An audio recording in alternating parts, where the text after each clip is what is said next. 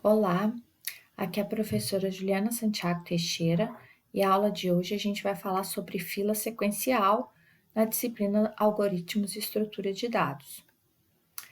Primeiramente, vamos falar da definição do que é uma fila. O que é uma fila? É uma lista linear em que todas as inserções são realizadas em um extremo da lista e todas retiradas, e geralmente os acessos são realizados no outro extremo da lista. Então, a gente vai inserir no extremo e vai retirar do outro extremo, diferente da pilha, que a gente só tem acesso a um extremo. O modelo intuitivo de uma fila é de uma fila de espera, em que as pessoas entram no início da fila, no início da fila são servidas primeiro e as que chegam entram no fim. Funciona como uma fila mesmo que a gente está acostumado a usar, por exemplo, num banco. Quando a gente chega na fila, a gente vai entrar atrás. Quem vai ser atendida primeiro é quem está na frente da fila. Propriedade fundamental: o primeiro item inserido é o primeiro item que pode ser retirado da lista. São chamadas de listas FIFO, de first in, first out, primeiro que entra, primeiro que sai. Existe uma ordem linear para a fila, que é a ordem de chegada. São utilizadas quando desejamos processar os itens de acordo com a ordem primeiro que chega, primeiro atendido. E aí a gente tem diversas aplicações de fila, né? Então, exemplo aqui, sistemas operacionais utilizam filas para regular a ordem na qual tarefas devem receber processamento e recursos devem ser alocados a processos. A gente tem exemplo de fila de impressão, onde vários computadores podem enviar arquivos para serem impressos numa impressora, e aí essa impressora vai colocar esses arquivos em uma fila de impressão. O funcionamento de fila de banco mesmo, quando a gente chega no banco e que a gente pega uma senha, a gente está utilizando uma fila. Tipos de implementação do tipo abstrato de dados fila. Então, a gente pode ter implementação através de vetor, que são as filas estáticas ou sequenciais, que é o tema da aula de hoje, e através de ponteiros, que são as filas dinâmicas ou encadeadas. Então, hoje a gente vai falar das filas estáticas. Em qualquer das implementações, a gente deve definir a estrutura de dados que a gente vai utilizar para armazenar os elementos, e sobre essa estrutura de dados, a gente vai definir as operações para manipular essa estrutura de dados. Quais são as operações básicas de uma fila? A gente tem a operação inicializa, que recebe como parâmetro uma fila e faz essa fila ficar vazia. A vazia, que recebe uma fila e testa se a fila está vazia ou não. Ela retorna verdadeiro, se a fila está vazia, e se a fila não estiver vazia, ela retorna 0, falso.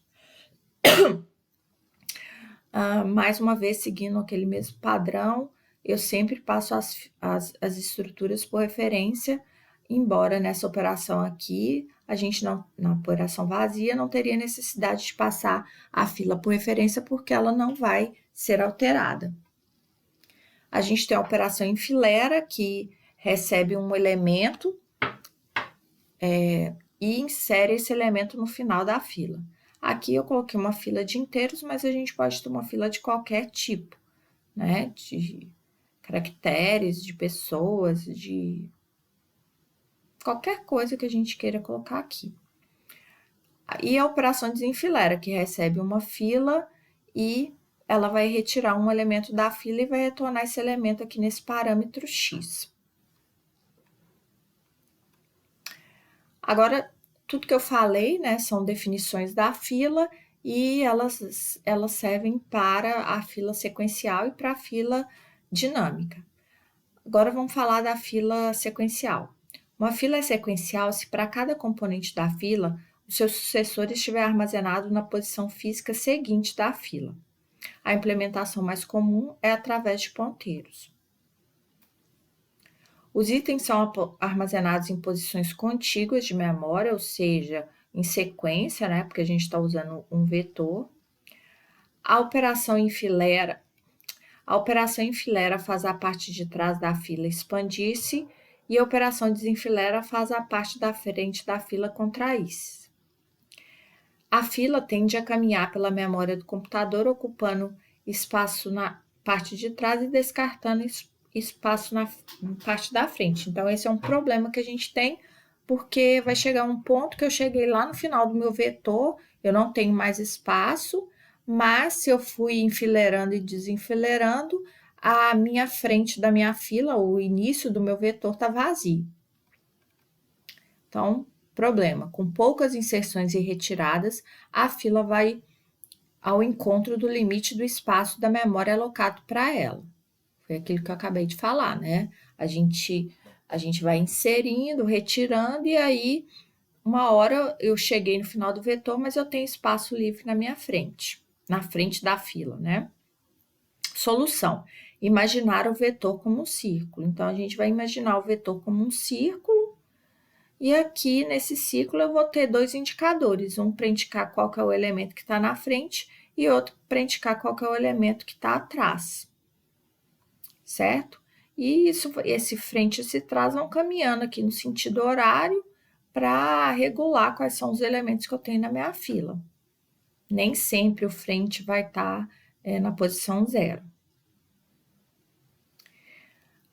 A fila se encontra em posições contíguas de memória em alguma posição do círculo delimitada pelos índices frente e trás. Então, a gente vai ter esses dois índices aqui para indicar quem que é o elemento da frente e quem que é o último elemento da fila. Para enfileirar, basta mover o índice trás uma posição no sentido horário. Então, eu vou caminhar com esse trás aqui. Para desenfileirar, basta mover o índice frente uma posição no sentido horário. Então, o frente estava aqui no 0, ele passou para o 1, indicando que esse x1 aqui já saiu da fila. Quais são os elementos dessa fila? x2, x3, x4 e x5. O trás sempre indica a posição de inserção. Então, se eu for inserir um elemento, eu vou colocar ele aqui no indicador que está sendo feito pelo trás e vou caminhar com o trás aqui também no sentido horário. A estrutura. Como a gente está trabalhando com uma fila estática, a gente precisa ter um tamanho máximo para o vetor. Então, o tamanho máximo do vetor circular é definido pela constante max. Os outros campos do registro fila são responsáveis em indicar a parte da frente e a parte de trás da fila. Então, essa aqui é a estrutura da minha fila. Eu tenho um vetor, aqui eu enxergo esse vetor como um círculo, mas na verdade ele é um vetor normal. A implementação das operações que vai fazer ele ser circular. Eu tenho frente, que indica qual que é o elemento que está na frente da fila, e eu tenho trás, que é a posição seguinte ao do último elemento que foi inserido na fila. E o meu vetor ele tem tamanho max. Então, vai de 0 até max menos 1. Então, essa aqui está a minha estrutura. Eu tenho um define max 100, type def struct int, item max, então, um vetor de tamanho max, que eu chamei de item, e ele é do tipo inteiro, mas aqui a gente pode colocar qualquer tipo. Eu tenho frente, que é um indicador, né, um índice para me falar quem que é o elemento que está na frente. E eu tenho trás também, que é um inteiro, que é um índice para me falar a posição seguinte, a do último elemento. Então, isso aqui é a minha estrutura que eu vou, a partir dessa estrutura, eu vou definir as operações sobre a fila. Operações e problema. Não há como distinguir uma fila vazia de uma fila cheia, pois em ambos casos, os campos frente e trás guardam a mesma posição na fila sequencial. Solução que a gente utiliza é não utilizar todo o espaço do vetor, deixando sempre uma posição vazia. Então, quando que a fila está cheia? Quando o trás mais 1 é igual à frente. Então, o trás mais 1, ele vem para cá, então ele é igual à frente. Então, minha fila está cheia, certo? Essa posição aqui é a que a gente definiu para resolver o problema de conseguir identificar distinguir uma fila vazia de uma fila cheia. Então, eu sempre vou deixar um espaço vago aqui no meu vetor. E quando que a fila está vazia? Quando o frente e o trás apontam para a mesma posição. Então, se essa aqui, o frente e o trás estão os dois indicando a mesma posição, que não necessariamente tem que ser a posição 0, a gente tem uma fila vazia. Agora, vamos implementar as operações. Primeiro, a inicializa. A inicializa recebe o ponteiro de uma fila. Então, na hora que eu declarei a minha fila, eu não tenho nada armazenado aqui no frente, eu não tenho nada armazenado no trás e também não tenho nada armazenado no meu vetor. Aí, o que ele vai fazer? Fila seta frente recebe 0, então ele vai indicar essa posição. E fila seta trás recebe fila seta frente. Então, o trás e o frente estão apontando para a mesma posição, então eu tenho uma fila vazia. A operação vazia, ela recebe uma fila, um ponteiro para uma fila, e ela retorna verdadeiro, 1, se a fila está vazia, e falso, caso contrário. Quando que a fila está vazia? Quando o frente é igual ao trás. Então, se fila seta frente é igual a fila seta trás, returne 1, else returne 0. A enfileira, ela recebe um elemento que vai ser inserido, lembrando que isso aqui pode ser de qualquer tipo, né? Mais uma vez repetindo. E um ponteiro para uma fila. O que ela vai fazer? Inserir esse X no final da fila. Então, a gente tem essa situação aqui. Estou considerando uma fila vazia, o frente vale 0, o trás vale 0, e eu quero inserir esse X1 aqui. Primeira coisa que a gente tem que fazer, como a gente está usando um vetor, é verificar se a fila está cheia. Quando que a fila está cheia? Quando o trás mais 1 é igual à frente. Esse modmax aqui, ele é utilizado para transformar a fila, o vetor num vetor circular. Então, sempre que eu chegar no final, né? Nesse caso aqui eu tenho um vetor de 10 posições, sempre que eu chegar na posição 9, eu vou voltar para o 0. Então, se fila seta trás mais 1 modmax é igual a fila seta frente, ele vai imprimir erro fila cheia. Não é o caso aqui, ele vai para o else. No else, o que ele vai fazer? Primeira coisa é colocar o elemento lá no início da fila. Desculpa, no final da fila. Então, fila seta item é um vetor, e se é um vetor eu preciso do índice. Qual que é o índice que eu vou usar? O fila seta trás, e ele vai receber o x. Então, nesse caso, ele vai lá na posição 0 e vai colocar o x1 lá. Depois, a gente tem que fazer fila seta trás mais 1. Então, fila seta trás recebe fila seta trás mais 1, que seria o normal, se a gente pensasse num vetor normal, mas como é um vetor circular, a gente faz o modmax. Para quê? Para na hora que ele chegar na posição 9, ele voltar para 0 de novo. Ok? Então, aqui, ele inseriu o x1, o frente está apontando para esse x1 e o trás está apontando para a próxima posição que eu vou inserir um elemento. Vou fazer mais um teste aqui. O que a função recebeu? A fila e o elemento que vai ser inserido. Primeira coisa que tem que fazer, testar se a fila está cheia. Quando que a fila está cheia? Quando o trás mais 1 é igual à frente. Aí, para que serve esse modmax aqui? Para na hora que ele chegar no final, ele voltar para o início de novo. Não é o caso, então ele vai para o else. No else, o que é a primeira coisa que ele vai fazer? Vai lá na posição indicada pelo trás, então, fila seta item é o vetor, eu preciso saber em qual posição. Qual a posição que eu vou usar? O que está indicado pelo trás. O que ele vai receber? O x.